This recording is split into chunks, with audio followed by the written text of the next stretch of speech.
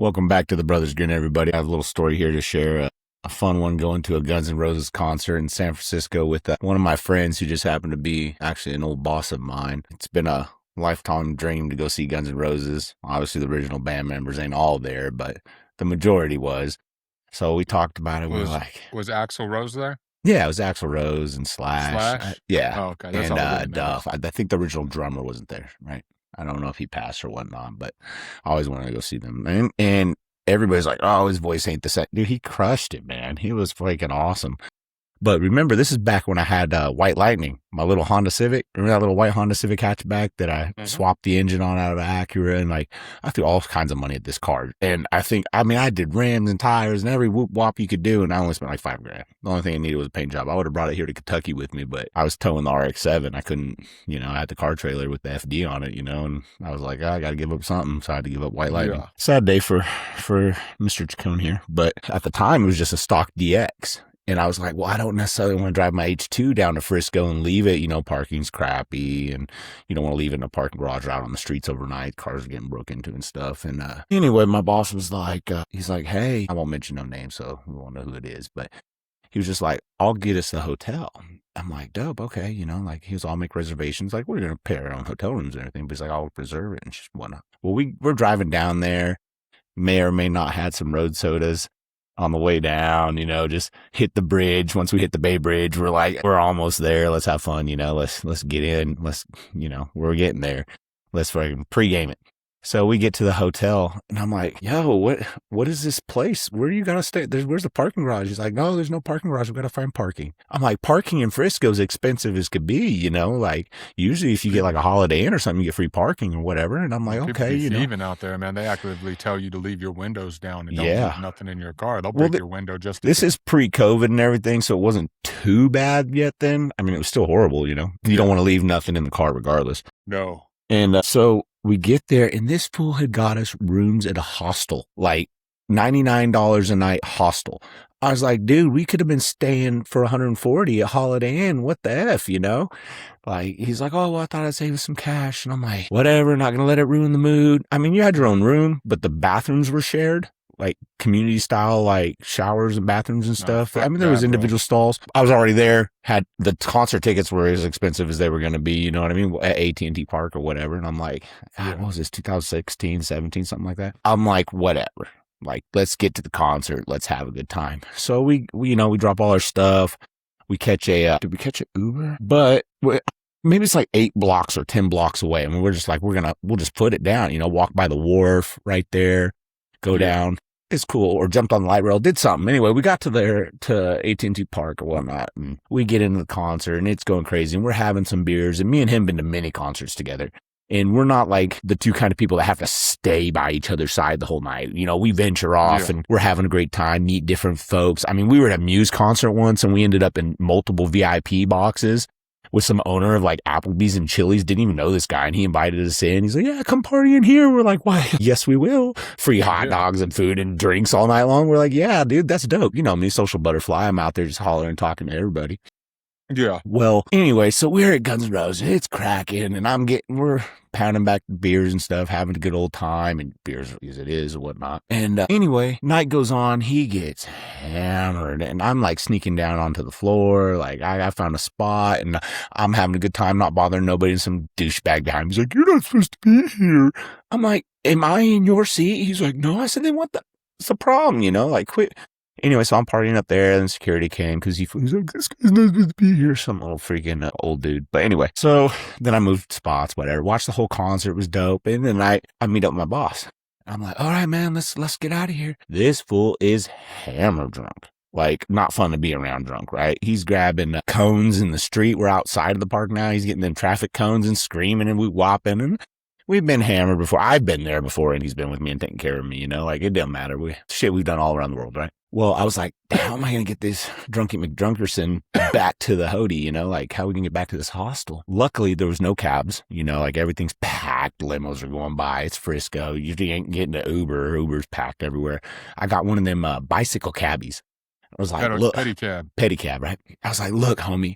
I was like, I'll give you $40 to take us fucking 8 blocks that way. You ain't even got to go up the hill. Forget about going up the hill. Just take us down the wharf. Get us close. I was like, we'll walk the rest of the way up. He gets us down there. We're like, we're screaming and hollering. He got music on his pedicab on the back. There's 2 speakers. He's working tips. He's doing it right. Well, anyway, he gets us down there. We get off. People are, have lights and shit on. It's Frisco. There's parties everywhere cracking. And, well, we start walking up to the hostel.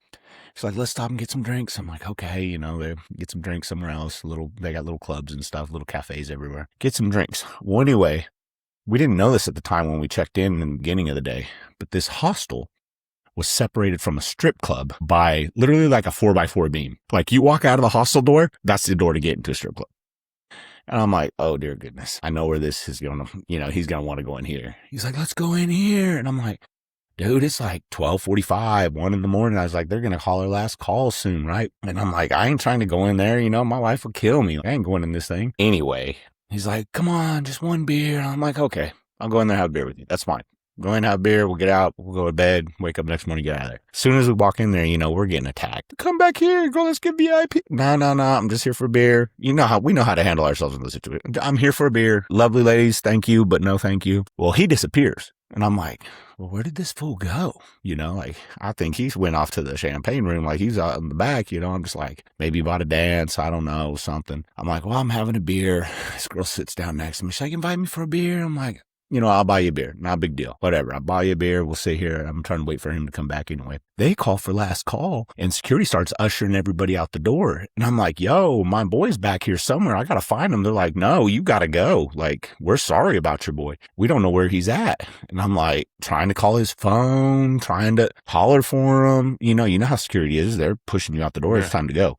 No, they ain't about that, dude. They ain't about that life. They're kicking you out. Well, to get to the moral of the story, get to the point is I'm out front. I'm waiting for old boy. He's not showing. It's about 2:10, 2:15-ish now.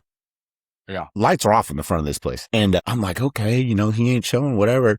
He's a grown man. I tried. I did my best. I mean, ain't nothing I can do at 2:15 in the morning, calling his phone. He's not answering. I'm going upstairs. I'm going to get to bed. So I get upstairs. I go brush my teeth, wash my face. And I was like, take a shower. I wake up and it's just like the sun, is coming through the windows open, that breeze with the morning sea air. And I'm just like, oh gosh, what a night, all hungover. I was like, okay, go down. I look at it's like 8:30, 9 o'clock or something in the morning. And knock on his door, he don't answer. I'm like, oh shit, what happened to this fool? I'm calling his phone, he still don't answer. So now I'm sitting in this hostel waiting forever, trying to wait for this fool to pick up his phone. Obviously, he was just passed out drunk in his room, but how am I supposed to know that? I didn't know what happened since the night before. So he comes knocking on my door. He's like, let's go. We got to get out of here. I'm like, okay, let's get out of here, man. Did you go take a shower? Don't even worry about it. Let's go. Let's just get out of here. I'm like, dude, what happened? I called you. I waited for you, and he's only like, I think 2 years older than me. So he's 48 right now? And maybe even only a year older than me. Maybe 2. So I must have been 36, 37. He was like 38, 39 at the time. Anyway, he's like, no, I went and I don't know what happened. Maybe he was doing a little booger sugar and I don't know. And anyway, that, and the other, and we're driving back, and I'm like, fuck, this sucks. The car smelled nasty. Freaking just being down there. It's the sun coming in Cali. It's hot, and I'm just like, dude, well. He's like, look, man. He goes, I'm be honest with you. I spent $4,000 last night. And I was like, excuse me? He's like, I spent $4,000. I was like, how did you spend $4,000, mister? Like, I know there's ways to spend $4,000. But I mean, even if you would have bought the top notch girl there is in all of Frisco, $4,000's pushing it. Like I'm just guessing in my head. I don't know these facts numbers, I don't know. Whatever, maybe they're 10, who knows, right? Yeah. But I'm like, you were at some scroungy little strip club and you spent I wanted to smack him in his little mouth. I'm like, you had to stay in this broke down community sharing mother effing bathroom to save $40, but you're over here spending $4,000 in some scroungy ass strip club? Like, I hope you got, no-handed basers or something, cause even then it's not worth $4,000. Like, dipped in gold, it's not worth $4,000. I was like, we could have took a limo to AT&T Park. We could have stayed at the Hilton, the Sheraton, the whatever, in the penthouse 4K, suite. bro, 4K. You could have bought the baddest girl you wanted, and I would have said, great. And you could have got us VIP boxes for $4,000. Like, he's like, dude, you got to help me tell my wife. I was like, I said, no, this good boy went home and went to bed. He's like, look, I'm just going to tell her that they rung my credit card up wrong and that I felt bad since it, saying me, that he's like, you felt bad since we were both together and you're going to cover half of it.